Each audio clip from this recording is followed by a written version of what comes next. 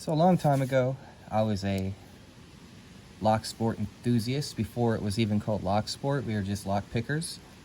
I was a member on key picking. I was Mr. Sour. And I'm the guy who essentially cracked the system. I taught Bosnia and Bill how to pick these. He even used my pictures, my research in his video. And yeah, there's a lot of history there. But I got this guy off of eBay recently, and it was a, it's marked, 12. So I figured it'd be a, a 112 key, just like its buddy. You see, this one's unlocked right now with no key in it, because back in the day, 112 was used, and it's the only non-key retaining lock, and they would lose their keys a lot because they'd fall out. It's 112 right here. It's like steps. So they eventually quit using it and replaced it with the 323, which is what this is. But I just filed off the very tip because 323 keys have that little tip to make them key retaining, yet it wouldn't open this lock. It's an old lock. So I filed the tip off, and now it works. Still not key retaining. So I bought this one recently. Same seller, I believe. And it was marked the same. I think that's Burlington Northern or something like that. And I went to put in a 112 key. Didn't work. I was like, okay, well maybe this is a newer one. So I'll use a 323. No, not it. You see the 323 doesn't come out. It's key retaining. So I went through my keys that I have, not a full set, and it landed on a 105. Of course, right? Now, just a long time ago, another side story, I sold one of these to a guy on eBay. And he left me negative feedback because he said that my lock was defective because you could lock it open. To which I countered, I said, sir, that's a feature of the 105 padlock. That's a lockout feature. So that, someone can't... Oh, who fucking knows? They have their reasons, right? Okay, so that's just a feature of it. It's the only one that does it. You see that? It's just something about it. Burlington Northern is so big, they made a request to S&G, Sargent Greenleaf, and they said, hey, we want that done. And of course S&G is going to be like, you got it, because you buy like 100,000 locks from us annually, just like UPRR. And a long time ago, I was visited by the Union Pacific Railroad Police and interrogated for a couple of hours over my intentions of why I owned keys and why I was selling padlocks. And it was a big deal. And what I was actually doing at the time was an expose on how easy it is to get these keys on eBay. Like, there's a cult or a counterculture of people who collect railroad keys and stuff. I'm part of it, obviously. But it started with me whenever I tried to, a long time ago as a hobby lock picker, tried to get some blanks. And I actually found a source online selling blanks. And whenever I bought them, they actually canceled my order and called me.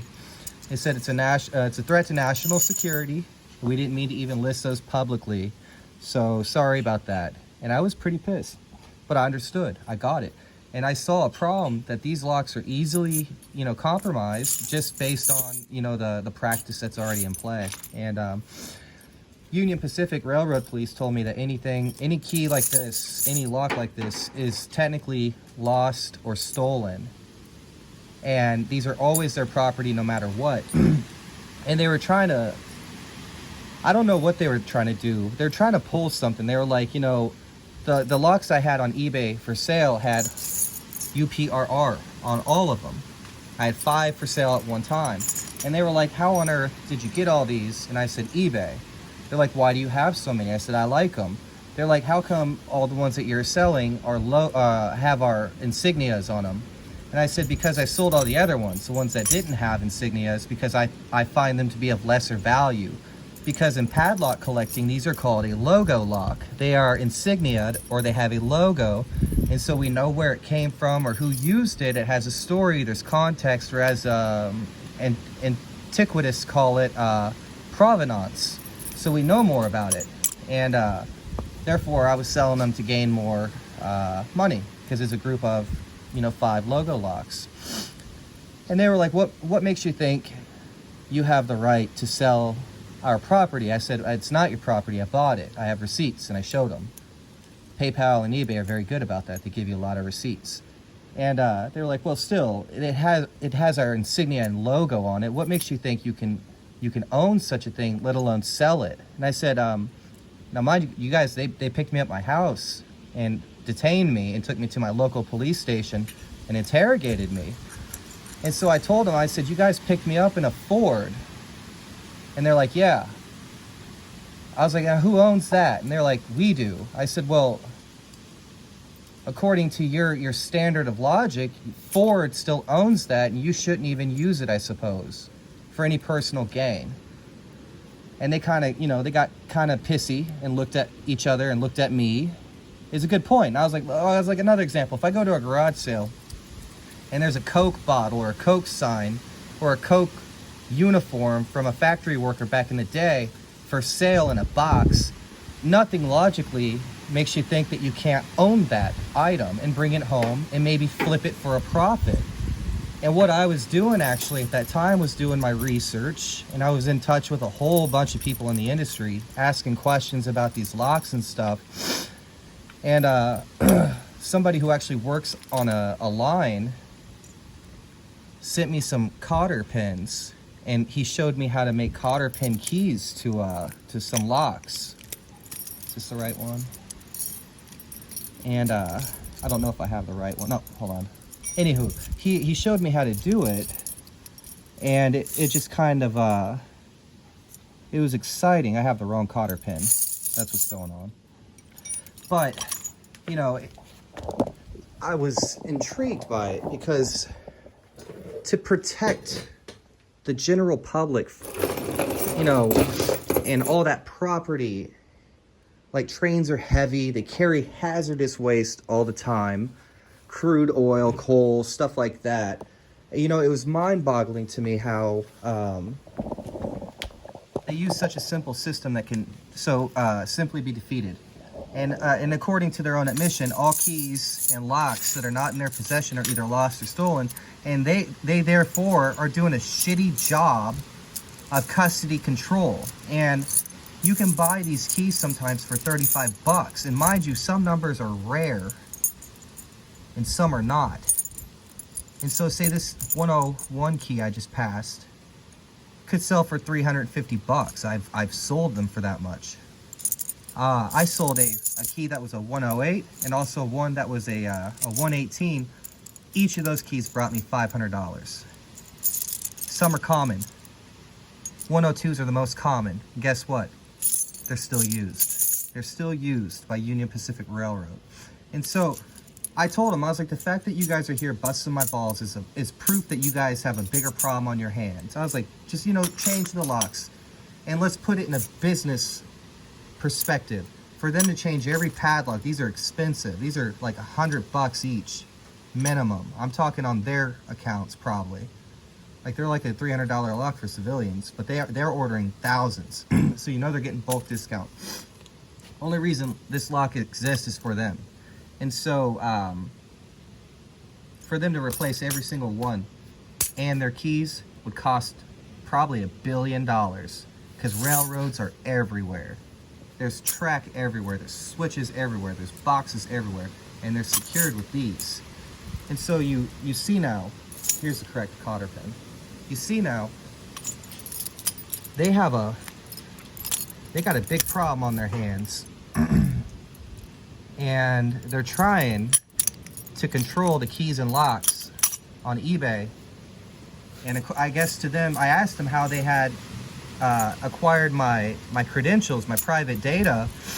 And they said whenever they saw these on eBay, they contacted eBay and asked for my details, and eBay supplied them. And I said, how? Without a warrant? And they said the Patriot Act or something like that. The railroads are absolved into the Department of Homeland Security, which makes sense. And I was like, Jesus Christ, what a clusterfuck. But that's just a story I was wanting to tell. And I hope you find it interesting. It's amazing the hidden industry and like secrets and, you know, the pursuits that they go after that most of us will never know about. And this is just one part of it that I personally experienced. And that's why I got it commemorated on my arm with my area code 573, where I'm from, because each of these keys is a 3-digit number. And I just thought it was a hell of a story to personally live through and experience. And like, I've somewhat affected history a little bit. I found some things out. I got what, you know, it's called a walk and talk, where they come and pick you up and walk with you and interrogate you and talk with you. And you know, on the way home, they were driving me back home, and they were so pissed. They were like, usually we don't give people a ride to the station and then back home. And I said, well, I'm innocent. And they said, yeah, would you take a polygraph? And I said, is that even admissible in court? And they said, one day it will be. And they were so mad at me. And I was like, guys, your anger is misdirected. It should be at the entire problem. But such is life. Anyway, hope you enjoyed.